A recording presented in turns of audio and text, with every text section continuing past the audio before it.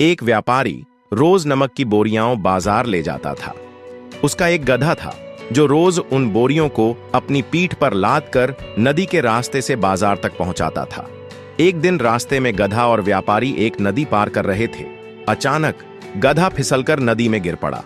जब वह उठा और बाहर निकला तो उसने महसूस किया कि उसकी पीठ हल्की हो गई थी।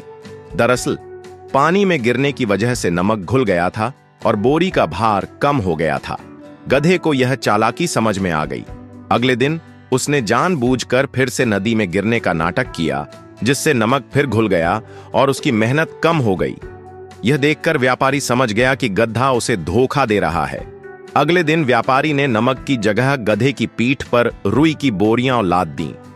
जैसे ही गधा नदी में गिरा, रुई ने पानी सोख लिया और बेहद भारी हो गई। अब गधे को पहले से भी ज्यादा वजन उठाना पड़ा। उसे अपनी गलती का एहसास हुआ और उसने दोबारा कभी ऐसी चालाकी नहीं की। इस कहानी से हमें यह सीख मिलती है कि चालाकी और आलस्य से बचना चाहिए, क्योंकि कभी-कभी इसका उल्टा परिणाम भी हो सकता है।